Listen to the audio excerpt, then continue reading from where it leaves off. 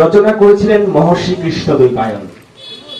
ধর্ম, রাজনীতি, রণকৌশল, অর্থনীতি, বিজ্ঞান, শিল্পকলা, গৃহস্থ ধর্ম, রাজধর্ম এমন নানাবিধ শিক্ষণীয় বিষয় নিয়ে এই মহাভারত। এই নানান বিষয়ের মাঝে মহাভারতের মূল উপজীব্য কুরুক্ষেত্রের যুদ্ধ। অগ্রহায়ণ মাসের শুক্লপক্ষের ত্রয়োদশীর দিন ভরণী নক্ষত্রে এই কুরুক্ষেত্রের যুদ্ধ আরম্ভ হয়। 18 দিন পর অমাবস্যা তিথিতে শেষ হয়েছিল এই যুদ্ধ। 18টি পর্বে মোট 1 লক্ষ শ্লোক নিয়ে রচিত মহাভারত রচনা করতে মহর্ষি কৃষ্ণদ্বৈপায়ন ব্যাসদেবের লেগেছিল 3 বৎসর সময়। গণেশ ছিলেন মহাভারতের নীতিকার। এই বিশাল মহাভারতের কিছু উল্লেখযোগ্য অংশ নিয়ে সংক্ষেপ সারে আমাদের আজকের আয়োজন ছোটদের মহাভারত। এই আয়োজনের চিন্তা, প্লট নির্বাচন, পরিচালনা ভাবনা আমাদের প্রিয় মুখ অনন্য ভৌমিকের। কুরু বংশে রাজা শান্তনু গঙ্গা তীরে পরম সুন্দরী কন্যা গঙ্গাকে দেখে মুগ্ধ হলেন এবং তাকে বিয়ে করতে চাইলেন। গঙ্গাও বিয়ে করতে রাজি হলেন, কিন্তু একটি শর্তে। তার কোনো কাজে বাধা দেয়া হলে তিনি তাকে ছেড়ে চলে যাবেন। শান্তনু শর্ত মেনে সংসার করতে শুরু করলেন। একে একে গঙ্গা শান্তনুর 7 পুত্রের জন্ম হলো। এক এক করে 7 পুত্রকে গঙ্গা জলে বিসর্জন দিলেন। 8ম পুত্র জলে ফেলে দেওয়ার সময় শান্তনু বাধা দিলে শর্ত অনুযায়ী গঙ্গা সবকিছু ছেড়ে 8ম পুত্রকে নিয়ে চলে যান।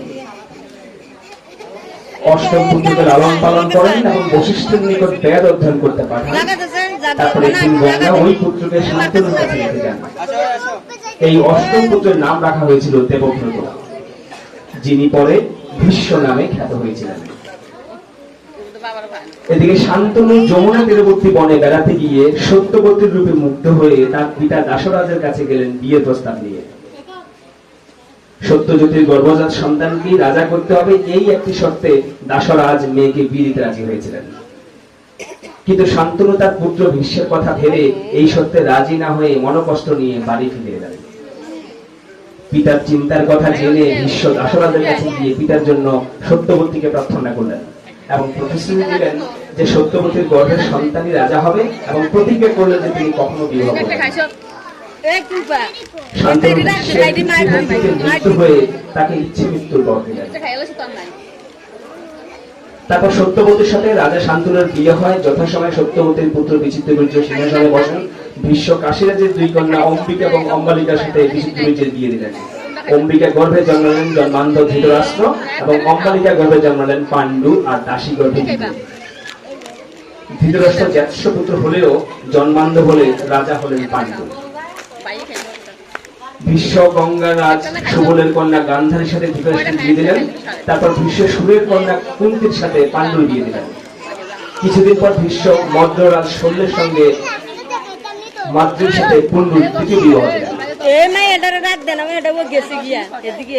একদা দুর্বাসা মুনি কুন্তির সেবায় তুষ্ট হয়ে বর দিলেন যে কুন্তি যে দেবতাকে আহ্বান করবেন সেই দেবতা তাকে দর্শন দেবেন এবং ওই দেবতার কৃপায় তিনি পুত্র লাভ করলেন।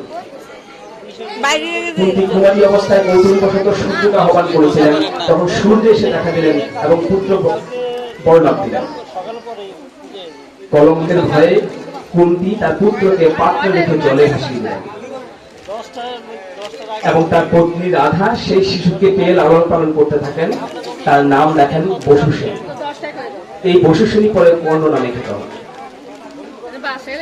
সময়ান্তে ব্যাসদেবের বরে গান্ধারী হলেন দুর্যোধন সহ শতপুত্র এবং এক কন্যা দুঃশলার জননী। এদিকে দেবতা আহ্বান করার আশীর্বাদ কাজে লাগিয়ে কুন্তি ও মাদ্রি এক একে জন্ম দেন 5টি সন্তান: যুধিষ্ঠির, ভীম, অর্জুন, নকুল ও সহদেব। এদের মধ্যে গান্ধারীর গর্ভে দুর্যোধন ভূমিষ্ঠ হওয়ার পূর্বেই কুন্তির গর্ভে যুধিষ্ঠিরের জন্ম হয়। তাই জন্মসূত্রে বয়োজ্যেষ্ঠ ভ্রাতা হন যুধিষ্ঠির। হস্তিনাপুরে পাণ্ডুর পুত্ররা পাণ্ডব আর ধৃতরাষ্ট্রের পুত্ররা কৌরব নামে পরিচিত ছিলেন। ভীষ্ম দ্রোণের অস্ত্র প্রতিভায় মুক্ত হয়ে দ্রোণকে পাণ্ডব এবং কৌরবদের অস্ত্রগুরু হিসেবে নিযুক্ত করলেন। অস্ত্রবিদ্যা রাজকুমারদের মধ্যে সব থেকে পারদর্শী ছিলেন অর্জুন, তাই দ্রোণ সব শিষ্য থেকে অর্জুনকে বেশি ভালোবাসতেন। পাণ্ডবরা ছিলেন খুবই ধর্মপরায়ণ, অথচ কৌরবরা ছিলেন ঠিক তার বিপরীত। কিছুদিন পর ধৃতরাষ্ট্র ন্যায়সঙ্গত ভাবে যুধিষ্ঠিরকে যুবরাজ হিসেবে অভিষিক্ত করলেন। এতে দুর্যোধনাদি কৌরবগণ ঈর্ষান্বিত হলেন। পাণ্ডবদের বিনাশের জন্য দুর্যোধন আর মাতুল সুবলপুত্র শকুনি ও কর্ণের সাথে ষড়যন্ত্র করতে লাগলেন।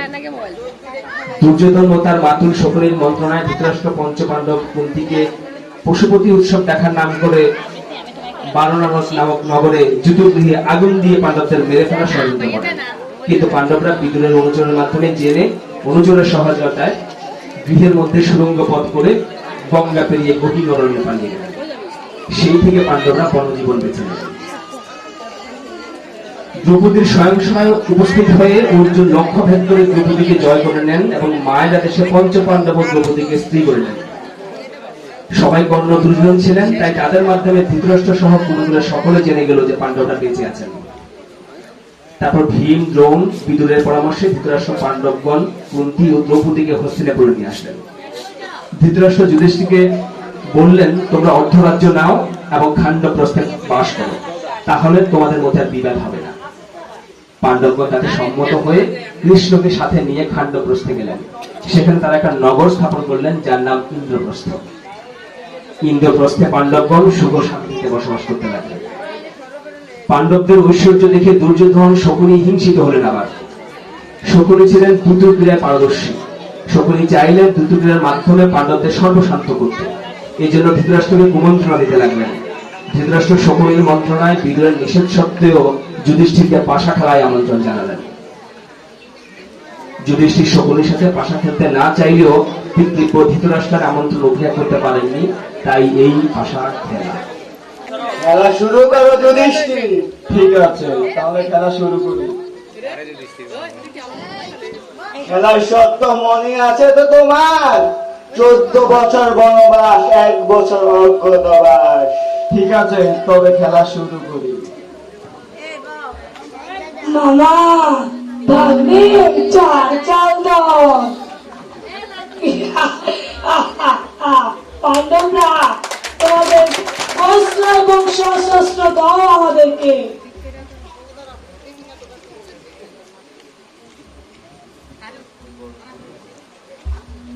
মামা, 5 চাল দাও, তুমি জিতবে। তোমাদের এবার খান্ডপ্রস্থ যা রাজধানী, তাও আমাদের দাও।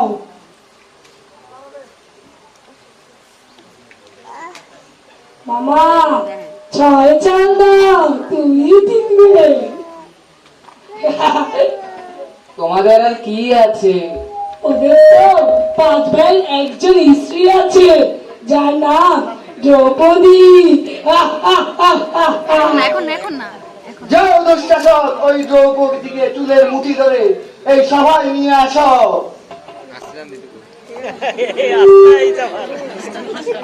আমি তোমাকে কিভাবে থাকতে বলছি?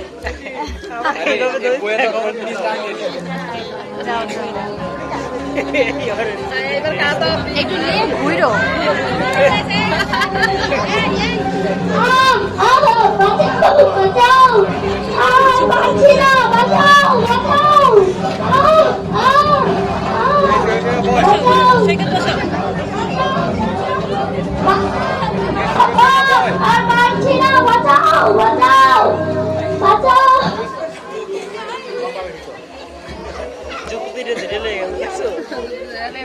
এই দুঃশাসন, ওর বস্ত্র হরণ করে আবার উল্টে বসাও।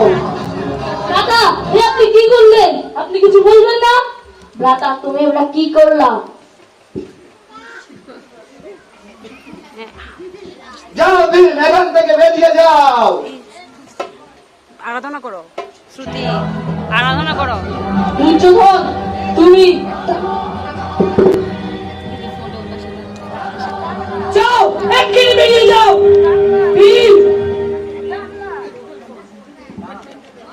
দুর্যোধন, তুমি যে উলুতে দ্রৌপদীকে বসাতে চেয়েছো সেই উলু আমি ভেঙে দেবো।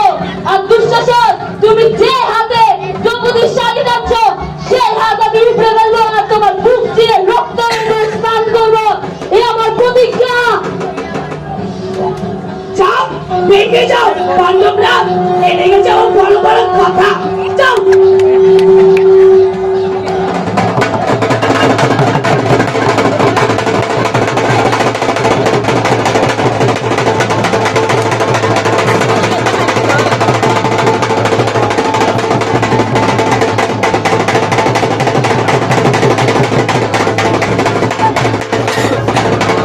কুচক্রী শকুনের নিকট পরাজিত হয়ে শর্তানুযায়ী যুধিষ্ঠির 4 ভ্রাতা ও দ্রৌপদীকে সাথে নিয়ে 12 বৎসরের বনবাসের উদ্দেশ্যে যাত্রা শুরু করলেন।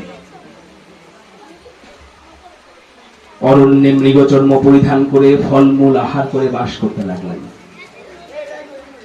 12 বর্ষ পূর্ণ হলে পাণ্ডবগণ অজ্ঞাতবাসের জন্য মৎস্য দেশের বিরাট রাজার আশ্রয়ে আসলেন এবং ছদ্মনামে রাজবাড়িতে নানান কর্মযোগ দিলেন।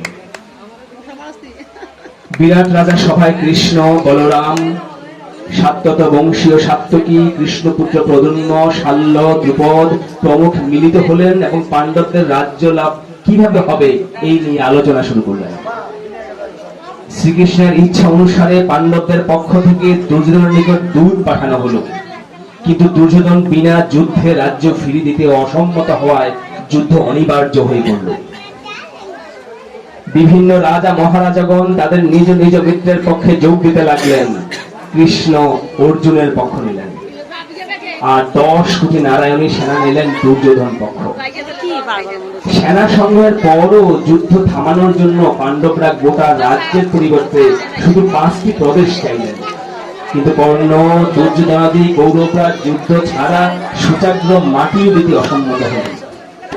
তখন ধৃতরাষ্ট্র যুদ্ধে মত দিলেন। এই বসেন না আপনারা, বসে দে, বসে দে। কুন্তি কর্ণের নিকট গিয়ে তার জন্ম বৃত্তান্ত বললেন এবং জানালেন যে কর্ণ তারই পুত্র। পরে কুন্তি কর্ণকে পাণ্ডবদের পক্ষ নিতে বললেন, কিন্তু কর্ণ তার মাতার আজ্ঞা পালন করতে অসম্মত হলেন। তবে কথা দিলেন অর্জুন ভিন্ন অন্য 4 ভ্রাতাকে তিনি আঘাত করবেন না। অবশেষে কুন্তি কর্ণকে আশীর্বাদ করে ফিরে এলেন। শুরু হয়ে গেল পাণ্ডব কৌরব যুদ্ধ। সঞ্জয় ব্যাস কর্তৃক দিব্যচক্ষু লাভ করলেন এবং যুদ্ধের খবরাখবর ধৃতরাষ্ট্রকে জানাবার জন্য দায়িত্ব নিলেন। অর্জুন আত্মীয় বোধে রাজি না হলে কৃষ্ণ তাকে বুঝিয়ে রাজি করালেন। কৃষ্ণ অস্ত্র না ধরে অর্জুনের রথের সারথি হলেন।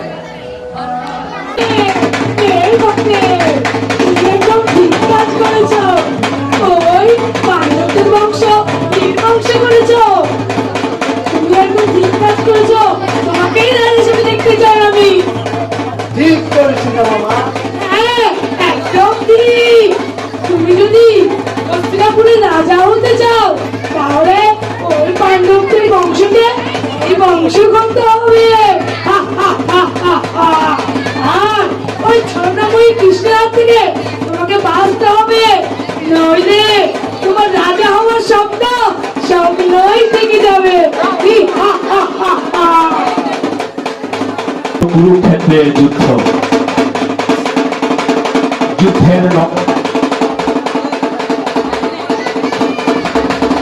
যুদ্ধের নবম দিন। মহাযোদ্ধা ভীষ্ম, অপরদিকে পাণ্ডবগণ। নবম দিনের যুদ্ধ, কুরুক্ষেত্রের যুদ্ধ।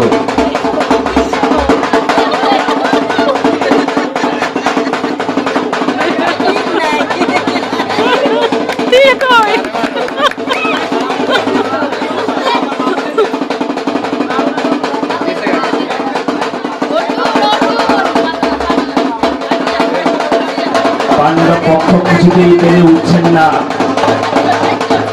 ভীষ্মের শরাঘাতে অজস্র পাণ্ডব সেনা আঘাতপ্রাপ্ত। অজস্র পাণ্ডব সেনা মৃত্যুর কোলে ঢলে পড়ছে। অর্জুন, ভীম, যুধিষ্ঠির কেহই শান্ত করতে পারছে না বিশ্বকে। সারা দিন ব্যাপী যুদ্ধ ভীষ্ম প্রচুর পাণ্ডব সেনা মারলেন, বহু সেনা হত আহত হলেন।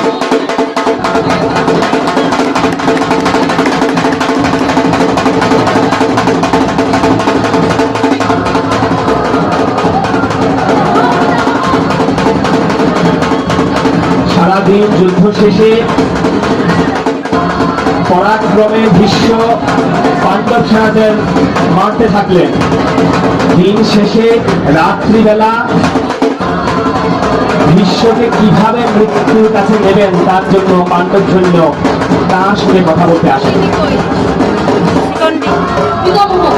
যুধিষ্ঠির, ভীম, অর্জুন তিনজন এসেছেন ভীষ্মের কাছে কিভাবে ভীষ্মকে এই যুদ্ধে তারা পরাজিত করতে পারেন। পিতামহ, আপনি তো এই যুদ্ধ জিতছেন, কিভাবে আপনাকে পরাস্ত করতে পারি আমরা?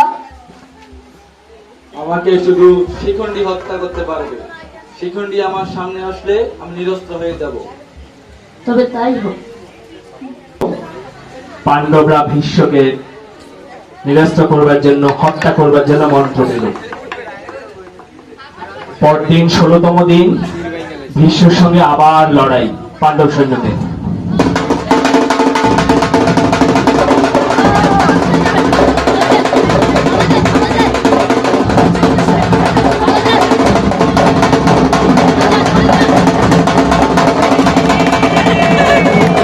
শিখণ্ডীকে সামনে রেখে ভীষ্ম অস্ত্র ত্যাগ করলেন। সরসজ্জায় অর্জুন ভীষ্মকে বিদ্ধ করে ফেললেন। ভীষ্ম সরসজ্জায় বিদ্ধ হয়ে রণক্ষেত্রে শুয়ে পড়লেন। ভীষ্ম পতনের পর কৌরব পক্ষে সেনাপ্রধানের দায়িত্ব নিলেন দ্রোণাচার্য, সেনাপতি দ্রোণাচার্য।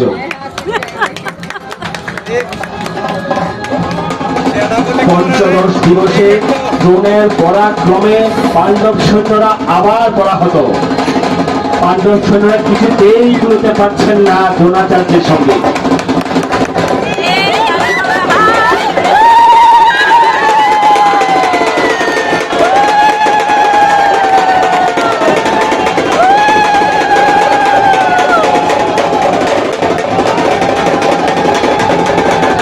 সমস্ত দিন প্রচন্ড যুদ্ধ।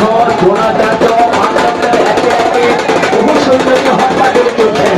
কোনোভাবেই দ্রোণাচার্যকে কাবু করা যাচ্ছে না। অর্জুন, ভীম, যুধিষ্ঠির সকলে মিলে চেষ্টা করছেন না, দ্রোণাচার্যকে কোনোভাবেই পরাহত করা যাচ্ছে না।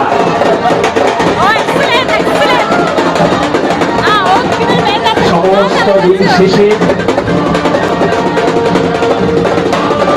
পাণ্ডব পক্ষ যুদ্ধে না পেরে অর্জুন আসলেন কৃষ্ণের কাছে। মহাপরাক্রমশালী বীর তিনি, তাকে হত্যা করা এত সহজ নয়, তিনি অবদ্ধ। কেবলমাত্র একটা সুযোগ আছে, একটা অস্ত্র আছে। দ্রোণাচার্য তার প্রাণ প্রিয় ছেলে অশ্বত্থামাকে ভীষণ ভালোবাসেন। তোমরা যদি কোনোভাবে দ্রোণাচার্যকে জানাতে পারো যে অশ্বত্থামা মারা গেছেন, এইটা যদি দ্রোণাচার্য শোনেন, কেবলমাত্র এই হলে তিনি অস্ত্র ত্যাগ করবেন, না হলে কোনোভাবেই তোমরা তাকে এই যুদ্ধে পরাজিত করতে পারবে না। আমি একটা পরামর্শ দিচ্ছি যুধিষ্ঠির, অশ্বত্থামাকে হত্যা করা এত সহজ নয়। অশ্বত্থামা অনেক বড় বীর। তোমরা এক কাজ করতে পারো, তোমরা একটা ছলনার আশ্রয় নিতে পারো। অশ্বত্থামা নামে কোন প্রাণীকে হত্যা করে যদি তোমরা দ্রোণাচার্যের কানে এই কথা দাও, তুমি যদি বলো যে অশ্বত্থামা হত ইতি, কেবলমাত্র এই হলেই দ্রোণাচার্য অস্ত্র ত্যাগ করবেন, তার মৃত্যু হবে। দ্রোণাচার্য পাণ্ডবগণের পুনর্বার যুদ্ধ।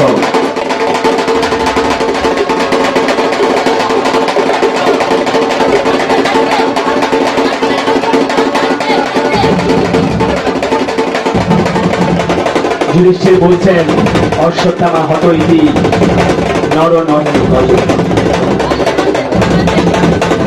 অস্ত্র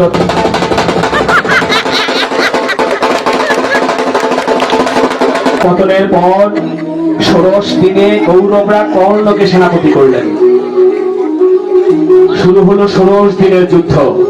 সেনাপতি কর্ণ কৌরব পক্ষে প্রধান সেনা, অপরদিকে অর্জুন প্রধান সেনা হয়ে কর্ণের সঙ্গে লড়বেন। তুমি তো আমার থেকে নিচু, তুমি আমার সাথে পেরে উঠতে পারবে না। তাহলে যুদ্ধের মাধ্যমেই দেখা যাক কে জিতে আর কে হারে। আমি তোমাদের বংশকে নির্বংশ করে দেবো। আচ্ছা, তাহলে দেখা যাক।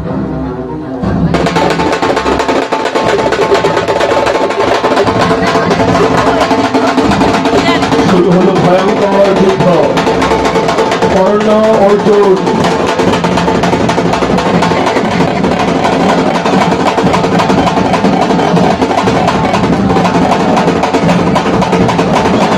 অর্জুনের রথের চাকা নিচু হয়ে গেল, সেটা ঠিক করতে গিয়ে কর্ণের রথের চাকা নষ্ট হলো, সেটা ঠিক করতে গিয়ে অর্জুন কর্ণকে আঘাত করছে। স্বরের আঘাতে কর্ণ পর্যুদস্ত, লুটিয়ে পড়লেন কর্ণ। মহারথ মহারথ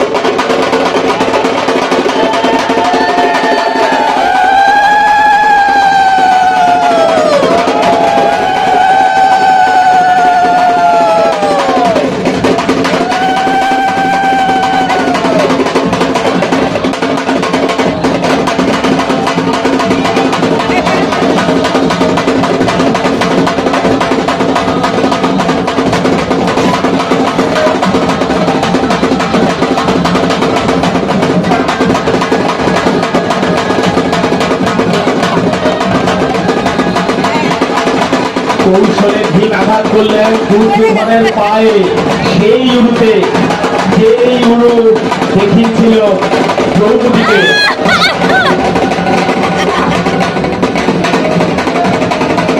এর মধ্য দিয়ে দুর্যোধনের পতন হলো। বিকাশে কৌরব পক্ষের সকল সেনাদের মৃত্যু হলো। ক্রমে ক্রমে জয়ের দিকে এগিয়ে গেল পাণ্ডব পক্ষ এবং 18 দিনের যুদ্ধ শেষে পাণ্ডবরা কৌরব পক্ষের প্রায় সকল সেনাকেই নিহত করেন। জয়ের মধ্য দিয়ে অধর্মের পরাজয় হলো, জয় হলো ধর্মের। হস্তিনাপুরের রাজা রূপে অভিষিক্ত হলেন যুধিষ্ঠির।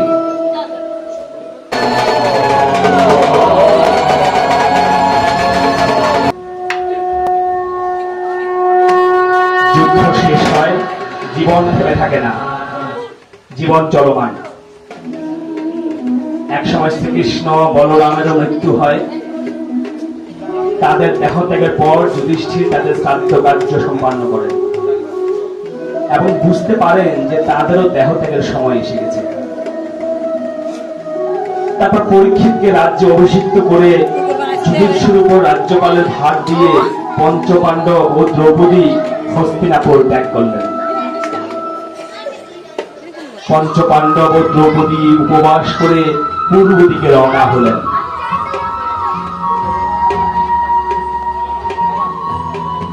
পঞ্চপাণ্ডব ও দ্রৌপদী উপবাস করে হস্তিনাপুর ছেড়ে পায়ে হেঁটে পূর্ব দিকে রওনা হলেন। এই 6 জনের সঙ্গী একটি কুকুর।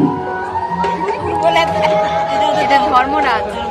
ক্লান্ত শান্ত বয়সী দেখে চলছেন পঞ্চপাণ্ডব, চলছেন দ্রৌপদী, সঙ্গী একটি কুকুর। পাণ্ডবগণ হিমালয় পার হয়ে মেরু পর্বত দর্শন করে চলতে লাগলেন।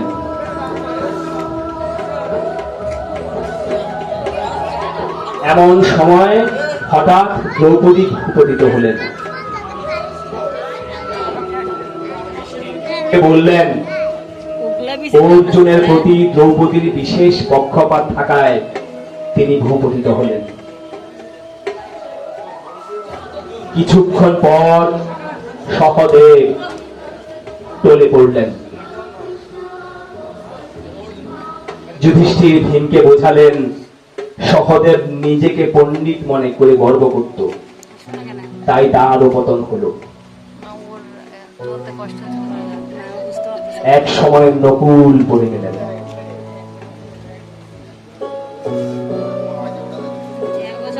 যুধিষ্ঠির ভীমকে বোঝালেন, নকুলের রূপের অহংকার এই তার পতনের কারণ। আরো কিছুক্ষণ পর অর্জুন পড়ে গেলেন। মহাবীর অর্জুন পতন হল। যুধিষ্ঠির ভীমকে বললেন, অর্জুন নিজেকে পৃথিবীর শ্রেষ্ঠ বীর মনে করতেন, তাতে তার পতন হয়েছে। আরো কিছুক্ষণ চলবার পর ভীম পড়ে গেলেন।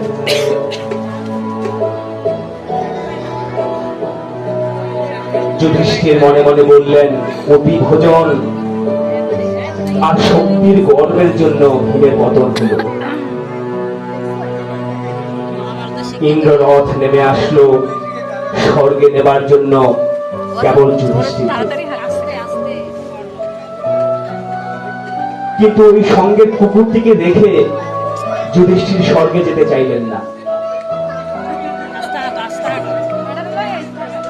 তখন কুকুর রূপী ধর্মরাজ যে কুকুর থেকে ধর্মরূপ রূপে দাঁড়ালেন,